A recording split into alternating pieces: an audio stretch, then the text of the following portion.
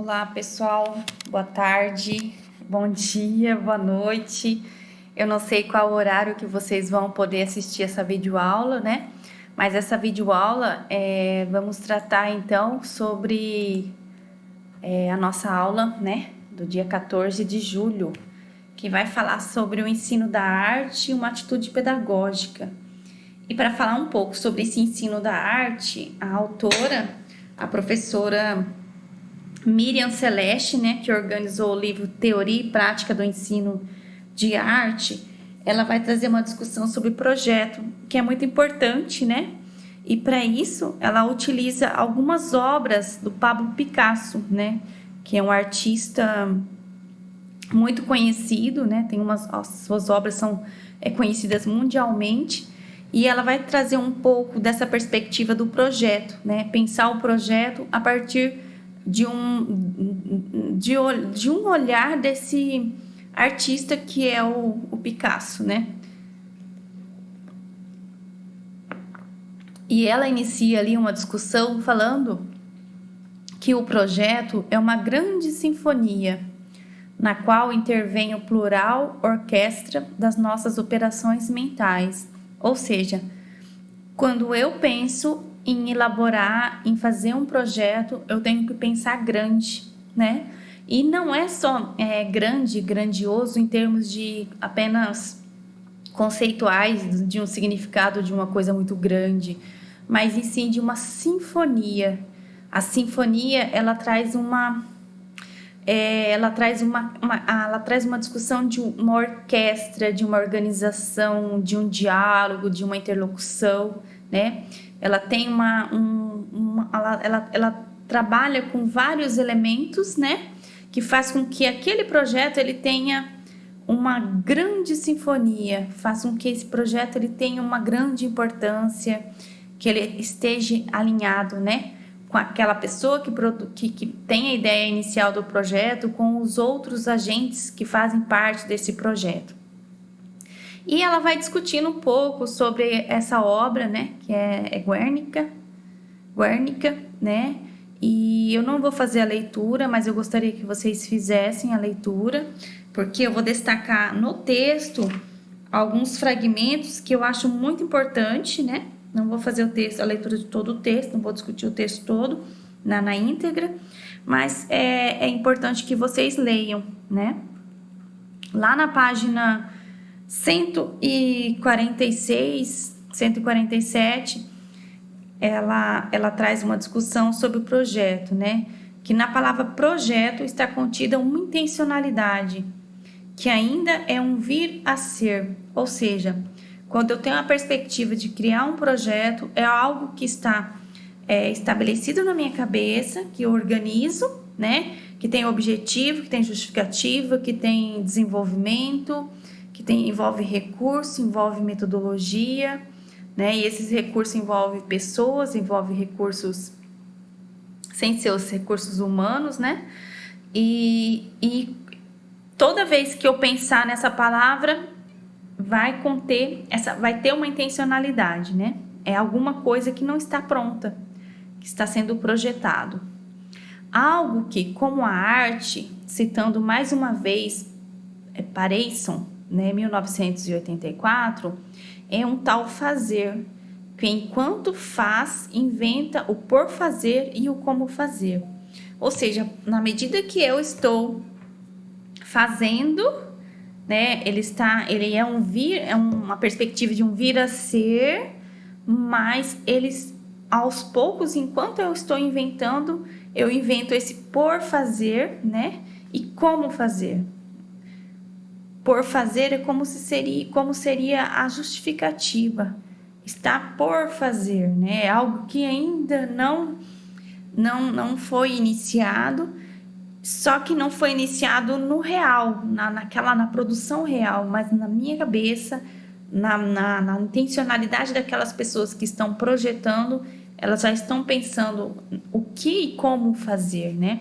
Porque no projeto tem uma abordagem do como que você vai fazer determinada coisa.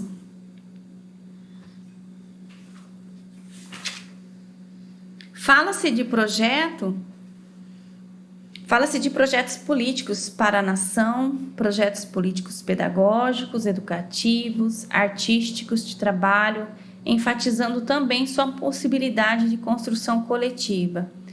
A perspectiva de projetos, ela sempre envolve outros, né?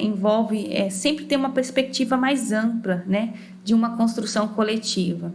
Assim, os projetos na escola podem firmar-se como propostas interdisciplinares, e o objetivo de se desenvolver projetos na escola, né, na maioria das vezes, é ter essa perspectiva interdisciplinar, né, que consiga atingir, que consiga envolver várias pessoas no andamento de uma proposta pedagógica, que resulta em boas transformações na dinâmica escolar, como os temas transversais que são ampliados pelas perspectivas dos vários campos do conhecimento. Neles, a contribuição específica da arte pode ser valiosa. Aqui, essa autora ela tem essa discussão, né? A nossa disciplina ela tem esse viés, então nós temos que ter esse olhar de que forma que a arte ela pode contribuir na minha prática pedagógica, no meu dia a dia, enquanto professora da educação infantil ou enquanto professora dos anos iniciais, né? Alguns autores, eles utilizam os termos pedagogia de projetos, projetos de trabalho, projetos de ação. Entretanto, mais do que uma técnica ou uma estratégia sujeita a regras pré-determinadas, os projetos refletem uma atitude pedagógica fundamentada numa concepção de educação que valoriza a construção do conhecimento. E aí eu peço para vocês grifarem aí. Essa é uma pergunta, é uma proposição muito interessante, porque um projeto, ele tem essa perspectiva de olhar para uma atitude pedagógica, que tem uma fundamentação, que tem um conceito de educação que valoriza a construção do conhecimento, ou seja, essa perspectiva não é só num produto final, né? A construção do conhecimento, ela é valorizadíssima quando eu trato a perspectiva do projeto, né? É muito mais que um projeto, é uma atitude pedagógica. Um projeto é uma intenção que precisa ser continuamente avaliado e replanejado. Pode ser transformado durante sua concretização, na medida em que novas ações precisem ser inseridas, a fim de que os objetivos e os conteúdos possam ser alcançados. Ou seja, o projeto ele tem uma perspectiva de que ele nunca vai estar pronto, né? Se você for considerar os seus objetivos e os conteúdos a serem alcançados, ele tem uma perspectiva que ele sempre vai ser revisitado, né? Ele tem essa perspectiva de que necessita essa continuidade, tanto o aspecto da avaliação como uma perspectiva do replanejamento. Por exemplo, nós temos um projeto político-pedagógico na escola, né? É um PPP. Ele é um documento muito importante, todas as escolas têm, né? Ele está garantido e determinado até pela própria LDB, ok? E as escolas, todas as escolas têm. Essa perspectiva de projeto, ela sempre vai ter que ser, esse projeto ele sempre vai ter que ser avaliado. O PPP da escola ele sempre está sendo avaliado, porque um ano é diferente do outro. Um ano eu tenho professores distintos, né, que não trabalhavam no ano anterior. Eu tenho uma clientela nova, tenho crianças, né, que atendem de forma nova no interior da escola. Então, eu sempre tenho essa perspectiva de avaliar e refletir sobre uma perspectiva de replanejamento. A avaliação e reavaliação desse replanejamento. Pessoal, me confundi toda aqui, porque essa cachorra tá latindo. Eu fechei a porta e ela saiu. Mas vamos continuar. Transformar as atividades isoladas das aulas de artes em ensinar a aprender artes através de projetos, criando situações de aprendizagem através de sequências articuladas continuamente avaliadas e replanejadas, pode se converter numa eficiente atitude pedagógica. Ou seja, o que eu acabei de falar um pouco aqui, trazendo um pouco o projeto político-pedagógico de uma escola. Sempre nós vamos ter situações de aprendizagem, situações que devem ser articuladas e que devem estar continuamente sendo avaliadas e replanejadas. Porque, como eu disse anteriormente, nós temos uma perspectiva nova, de pessoas novas, de contextos de vidas novos que estão ali no espaço da escola. E até mesmo, parando para analisar, vamos pegar uma festa junina, né? Que a maioria das escolas trabalham com festas juninas, né? O professor, ele pode retomar aquela perspectiva de festa junina. Podem ser o mesmo público, pode ser as mesmas... os mesmos profissionais ali, mas aquela festa junina ela pode ser remodelada, né, replanejada. Ou seja, nós precisamos sempre estar refletindo e avaliando essa perspectiva de olhar para aquele mesmo objeto, para aquela mesma proposta, mas colocar uma roupa diferente nele. Esse modo de trabalhar tem uma dinâmica própria, que poderá ser transformada e adequada às diferentes realidades. As diferentes realidades de cada turma, não se constituindo como um método, mas como uma atitude pedagógica que envolve a investigação do professor atento ao seu grupo e ao conteúdo que quer ensinar. Aqui, essa metodologia, quando a autora vai falar um pouco sobre essa, que não é questão de método, e sim uma atitude pedagógica, é muito interessante isso, porque não é um determinado método ou porque eu acabei de falar sobre essa questão da roupagem, né? Mas isso não quer dizer que é só mudar uma perspectiva de roupagem, né? Olhar para essa forma de metodologia de um determinado projeto. Mas o que eu quero dizer é que essa perspectiva de projeto, ela tem uma forma de olhar para o todo e não somente para o produto final. A partir do momento que eu estou olhando para essa metodologia e pensando que ela pode ser mudada, eu já tenho uma forma de olhar para esse projeto, eu já tenho uma atitude pedagógica com esse projeto. E essa atitude ela é muito importante para essas discussões. Em relação ao ensino da arte, algumas propostas de ensino têm trazido oportunidades interessantes de trabalho. E a autora aqui ela vai citar um pouco a proposta triangular preconizado por Ana Mi Barbosa. Essa autora ela vai falar um pouco sobre uma metodologia de trabalho, metodologia triangular. E eu tenho um texto dela que nós vamos trabalhar, e está no plano de ensino. Depois, mais para frente, nós vamos estar discutindo essa proposta de trabalho, né, por essa autora. Essa autora ela é uma sumidade, ela é uma pessoa muito conhecida no Brasil, né, uma professora, ela já é aposentada, mas ela é uma pessoa ícone nos estudos voltados para a arte. Então, toda formação que tem a arte, essas discussões sobre arte, nós temos que... eu acredito que sempre a gente tem que fazer uma leitura, porque ela sempre tem muito a contribuir. E olha que eu nem sou da área de artes, mas eu andei assistindo alguns vídeos dela e eu achei muito interessante, uns vídeos no YouTube falando um pouco sobre essa questão dessa metodologia. Então, aprendendo a projetar com os projetos de Picasso, e ele vai falar um pouco sobre uma porta para o projeto, né? Numa perspectiva do projeto, encontramos temáticas, um objeto de pesquisa e estudo, em meio aos interesses dos aprendizes ou em meio ao que consideramos importante oferecer a eles como experiência estética, como ampliação do conhecimento da arte. Ou seja, olhar para essa perspectiva do projeto é olhar para eu enquanto a professora, né? E olhar para o interesse dos aprendizes, dos estudantes, né? Pensando sempre em como ampliar esse conhecimento da arte, pensando sempre nessa experiência estética, né? Que eu venho falando um pouco.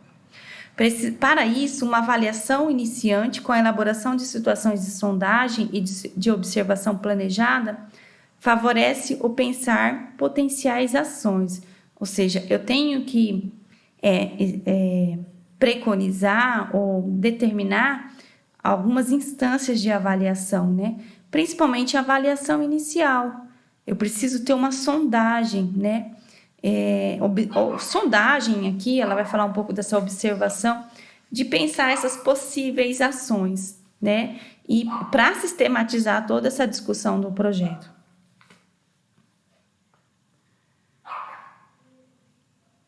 Perseguindo ideias. A autora aqui aponta que o exercício do pensamento da arte se torna possível através da forma e da matéria. Ideias já nascem carregadas de outras ideias, imagens, sonoridades, gestualidades, palavras, matérias significativas, nossas e de outros, e das nutrições estéticas oferecidas pelo mundo da natureza e da cultura, e atualizadas por nós. Ou seja, toda ideia, ela já nasce bem estruturada, bem alinhada, porque ela carrega um aspecto, ela carrega, por exemplo, as outras ideias, as outras imagens, sonoridades, a gestualidade, ou seja, olhar então para essa sensibilidade do outro ou daquilo que o outro aponta enquanto um caminho possível, né? Enquanto uma ideia possível, né? Não tem como eu separar, pensando um projeto, né? Fragmentar, dividir essa perspectiva do gesto, da palavra, mas eu tenho que pensar nessas possibilidades, né? De como trabalhar com essas imagens, de como trabalhar com essas imagens que são carregadas de sonoridades, de gestualidades, enfim. Uma linguagem aqui, pensando no projeto e pensando numa perspectiva de projeto, uma linguagem, como nós dissemos na aula anterior, ela sempre está muito ligada a outro tipo de linguagem. Ela nunca está sozinha.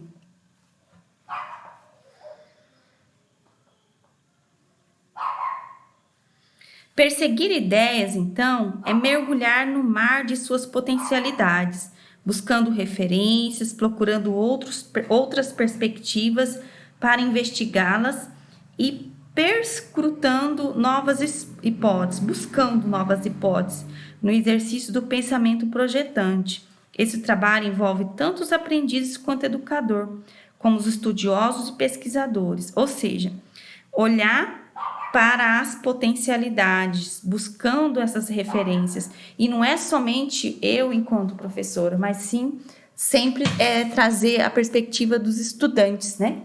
Isso é muito importante.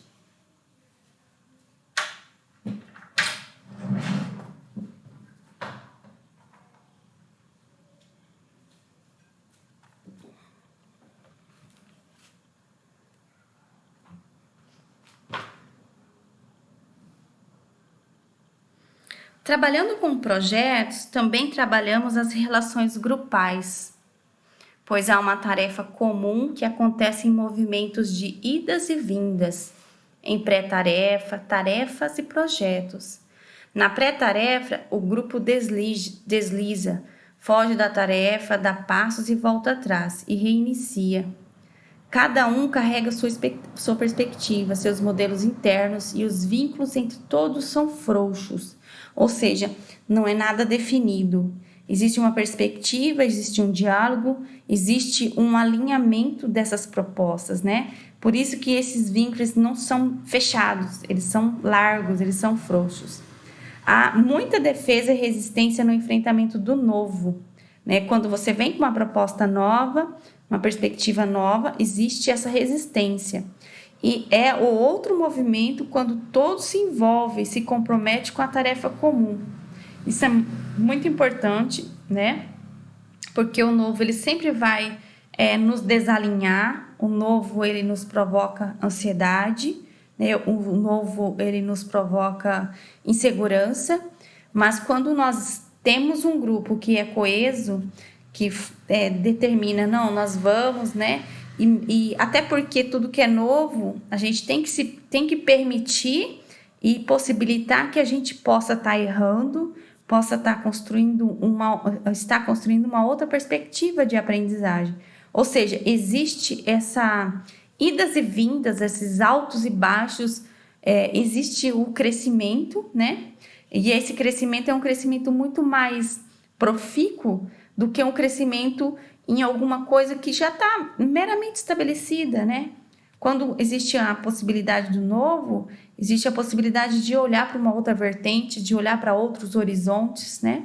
Em tudo, não é só num projeto voltado, por exemplo, uma prática pedagógica, né? Aqui nós estamos falando um pouco de arte, mas existe uma perspectiva de um todo, né? Para além, até para as nossas realizações pessoais e profissionais. Quando eu estou diante do novo, existe sim aquela questão da insegurança, do medo, né?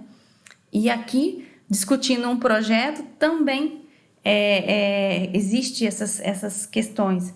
Mas para além da questão da insegurança, existe o desafio, né? O desafio, ele é muito mais importante, ele é muito mais gratificante do que fazer um novo, ou fazer uma coisa que já vem sendo feita da mesma forma, enfim.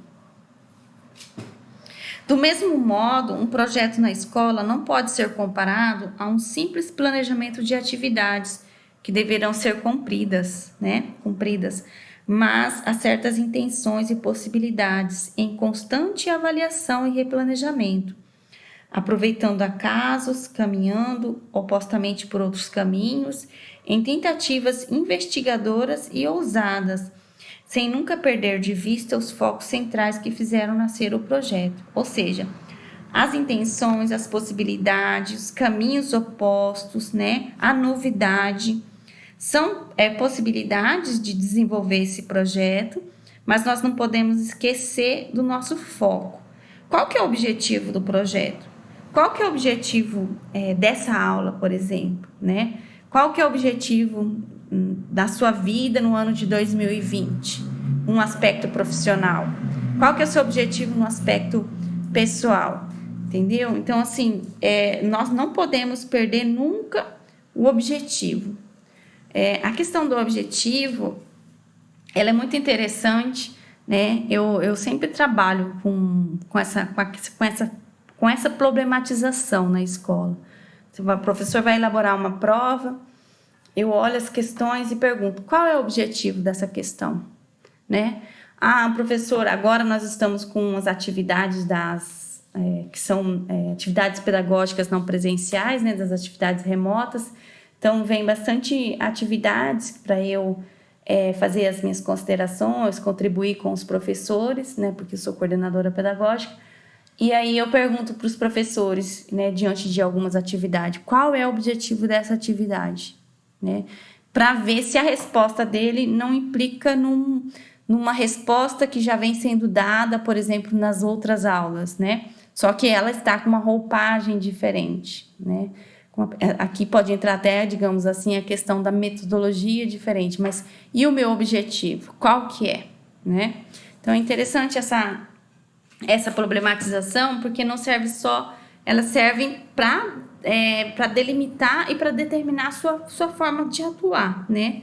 Não exatamente delimitar a sua forma de atuar no ensino fundamental ou na educação infantil, mas a sua prática pedagógica, ela tem um objetivo. Todos os dias, né, você vai para o espaço da escola com um determinado objetivo. Então, a gente tem que perseguir esses objetivos, essas ideias, enfim, nós não podemos fugir disso. E essa pergunta ela é muito bacana, essa problematização ela é muito bacana e importante. Um projeto não é uma metodologia, mas uma atitude pedagógica, né, como a autora já colocou. Não está centrado em um produto final ou produtos com planejamento fechado, como vemos em algumas práticas, né? Nós no ensino fundamental, né, principalmente, nós temos muita questão da nota, né? A nota que essa criança tirou no final do bimestre, a nota que ela está conseguindo. A nota ela é importante, mas ela não pode ser, o processo de aprendizagem, ele não pode ser só visto em relação às notas. Nós precisamos ter um apanhado desse processo de aprendizagem, né? Por exemplo, uma criança com necessidade especial. Essa criança, ela precisa, você precisa fazer um diagnóstico, precisa fazer um acompanhamento, identificar quando essa criança entra no espaço, né, da instituição e a evolução que ela apresenta ao longo, mesmo que ela não consiga nota, né? E isso não serve somente para as crianças que têm necessidades especiais, né? Não, isso é para todos os tipos de criança, né? Você observa a criança, quando você consegue avaliar e identificar um avanço, né? E esse avanço você só consegue identificar ao longo desse processo, né? Então, esse projeto, a perspectiva de se construir um projeto, ela não é uma perspectiva que tem que estar num produto final. Ela tem que estar, não, ela não pode estar numa perspectiva final, e sim como um processo durante.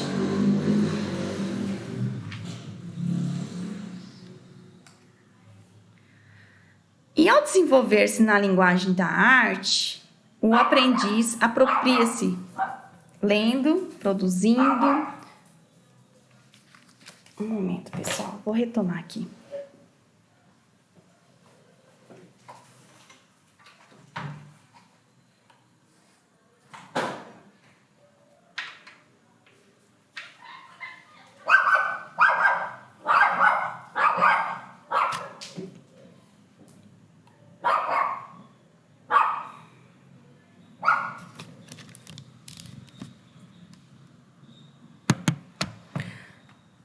Quanto mais o aprendiz tiver a oportunidade de ressignificar o mundo por meio da especificidade da linguagem da arte, mais poder de percepção sensível, memória significativa e imaginação criadora ele terá para formar consciência de si mesmo e do mundo.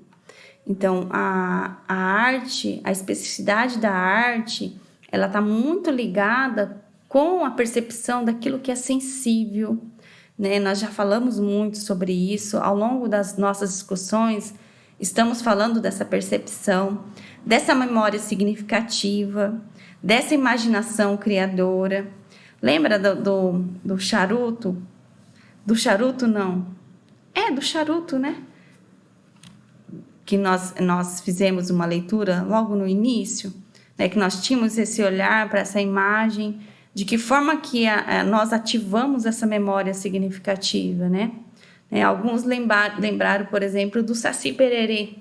Outros lembraram dos avós, de pais, né? De pessoas que faziam uso desse tipo de cigarro. Então, ela tem que ativar a arte, a linguagem da arte, que ela tem que ativar e desenvolver essa percepção, né? Desvelar e ampliar, como termos interligados. Eu desvelo, desvelar, eu descubro, né? Você tem uma imagem e aos poucos você vai desvelando, você vai descobrindo, e com essa descoberta você vai ampliando, né? São ações que se autoimpulsionam como polos instigadores para poetizar, fluir, conceituar e conhecer a arte, elaborando sempre novas relações com o já sabido, né? E na escola, como que essa ação de desvelar e ampliar, ela pode acontecer? Qual é o papel do professor? E aqui, a professora, ela traz, essa escritora aqui, ela traz algumas problematizações que eu achei bem interessante, que eu gostaria que vocês circulassem,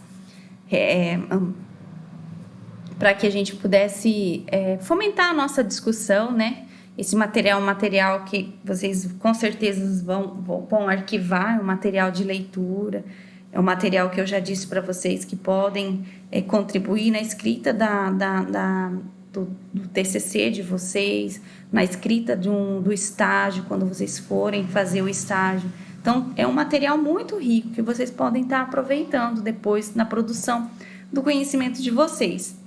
Numa avaliação iniciante, se perceba que os aprendizes da arte apresentam desenhos muito significativos, muito simplificados de árvores, repetindo os traços daquela árvore desenhada com contorno de lápis preto, de copa arredondada, com as maçãzinhas vermelhas pintadas na superfície, com o tronco marrom sobre o solo marcado por um traço único. Esse aqui é um clássico, né, do desenho, né? Todo mundo, se não já fez esse desenho dessa copa arredondadinha com as maçãs, se não fez ainda vai fazer, mas eu acredito que todo mundo já fez esse desenho, né? E esse esquema seja repetido mecanicamente por qualquer tipo de árvore, da mesma forma que repete o mesmo tipo de flor. E aí, essa autora, ela problematiza um pouco. Ela traz algumas perguntas, né? O que essa produção nos revela? Como poderíamos ampliá-la para os nossos aprendizes? De que forma que eu posso fazer um outro registro para ampliar essa forma, para desvelar e ampliar essa forma de um estereótipo, de uma produção artística, de desenho de uma árvore? Como provocar, então, a percepção e a análise sensível, de modo que esse esquema possa ser enriquecido pela percepção de semelhanças e diferenças entre pinheiros, mangueiras, coqueiros e eucaliptos, né? Como? Eu queria chamar a atenção para essa perspectiva de pergunta. A autora, ela não está falando o quê? Ela está falando como. Como essa palavra aqui, esse termo, é um termo muito importante, né? Para nos provocar. Como que eu faria isso, né?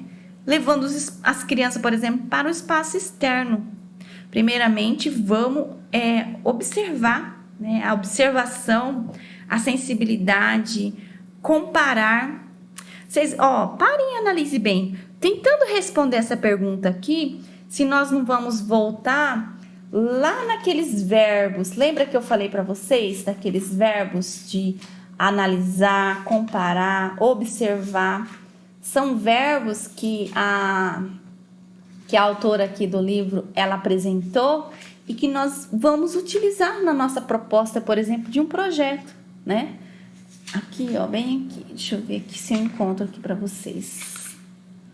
Vocês vão se lembrar. Se vocês fizeram a leitura dos textos, você vai ver que lá eu não lembro que página que estou buscando aqui no meu livro, que vai falar um pouco daqueles verbos que nós podemos utilizar quando nós formos fazer projetos, quando nós formos desenvolver objetivos, né, para a nossa aula. Espera só um pouquinho, pessoal, eu estou aqui pesquisando. Eu acho bacana isso, a gente tem que ter criar esses links com as nossas aulas, né? Porque nós estamos falando de uma autora só. Não, de uma autora só não. São vários autores, mas de um material, de uma produção, né? Agora eu não lembro, gente. Acho que muito lá para trás. Mas não foi tanto tempo que a gente estudou sobre isso.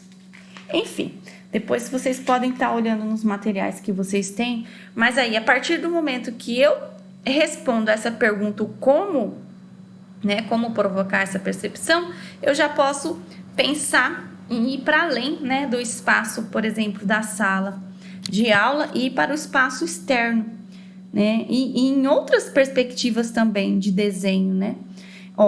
E a autora continua: entre as árvores de seu bairro, né, eu tenho muitas árvores que são características no meu bairro, da minha cidade, né, o ipê rosa, o ipê amarelo, do campo, da praia, né, daqui, de lá. Como instigar para que analisemos as formas, as cores, as estruturas, as diferentes idades da planta, os seus tamanhos possíveis, enfim. Olha só a riqueza que a gente consegue promover na criança, no estudante, né, tendo uma simples percepção desse espaço, olhando para um desenho, né? Então, isso é muito importante, que antes de provocar essa criança lá no espaço interno, por meio de um registro com lápis de cor ou qualquer outro recurso, né? Porque essa criança ela vai ser levada para o espaço externo e convidada a refletir sobre o espaço externo, sobre a composição desse espaço externo. Gente, é muito bacana isso. É muito assim, é muito gratificante quando a gente pode expandir. E é nesses espaços, principalmente, que você, enquanto professor, cria, estabelece e tem manutenção de vínculos, né? Os vínculos são muito importantes. O vínculo afetivo, o vínculo de respeito, de olhar para o outro, de olhar para essas crianças, né? Eu sempre, os professores, no início do ano letivo, a gente discute um pouco sobre temáticas, né, para discussão de formação em escola, na nossa escola, por exemplo. E algumas vezes, agora não mais, porque eu venho batendo de frente já faz algum tempo, mas algumas vezes os professores falam sobre disciplina, né? Vamos fazer formação sobre disciplina. E eu fico muito chateada, porque nós não conseguimos fazer formação sobre disciplina. Não tem, a disciplina que eu falo é daquelas crianças indisciplinadas, com mal educação, que não respeita ninguém, que responde ao professor, que briga com o colega, que bate. Nós sim poderíamos desenvolver uma formação para trabalhar a manutenção de vínculos, né, afetivos. E aí sim, eu não estou falando para você ficar abraçando, beijando, pegando no colo o tempo todo, não. Mas eu digo, na educação infantil é muito importante, né? O colo é uma perspectiva muito importante na educação infantil. Mas no ensino fundamental, por exemplo, você pode ser um professor respeitoso, afetuoso, sem esses beijos e abraços, né? Que às vezes as pessoas acham que ser afetuoso e respeitoso é simplesmente isso. Mas é de você estabelecer um vínculo, né? E quando você estabelece esse vínculo de forma horizontal, você não precisa ter formações voltadas para a disciplina das crianças, porque você cria você constrói com ela. Ok, pessoal? Então, eu já estou finalizando aqui, né? E essa professora, ela continua. Como provocar a construção de conceitos e o conhecimento da produção, né? Como ver as ênfases diferentes dadas por esses artistas, valorizando a proteção, tornando a metáfora da vida. O que falar de árvore genealógica, da árvore dos arquivos no computador? Como provocar a observação da turma sobre a sua própria produção artística, de modo a ampliar as hipóteses de solução gráfica, sonora, cênica e corporal? Que outras matérias, suportes e ferramentas poderiam gerar novas experiências estéticas? Então, essa autora, ela vem discutir um pouco isso e pensar num projeto, e pensar nesse projeto alinhado a essa problematização do como. Como eu vou fazer? Como eu vou provocar? Como eu vou promover? Como eu vou desvelar, né? E ali ela finaliza, depois eu vou deixar para a próxima aula a discussão, continuar a discussão. O desvelar e ampliar é o fio condutor da ação possível do educador e do artista na busca da sua própria poética, seja pedagógica ou seja estética. Então, eu encerro essa discussão e aqui eu trouxe essas duas produções artísticas aqui, ó. Essa aqui não é uma árvore, mas ela representa uma árvore, é muito interessante o Roberto Magalhães. E aqui o Iberê Camargo, né? Ele vai falar um pouquinho, aqui é um registro de uma árvore também. Ok, pessoal? Então, o desvelar e o ampliar é esse fio condutor da nossa ação, né? E não é só na ação do artista, não. É de nós, educadores. Ok, pessoal? Eu vou encerrar essa parte para não ficar muito longo a videoaula, o videozinho, para que vocês possam... que se for muito longo também, vocês perdem o foco. Tá ok? Nos vemos na aula, vamos ter a web aula e webconferência, nós vamos apenas assim discutir texto.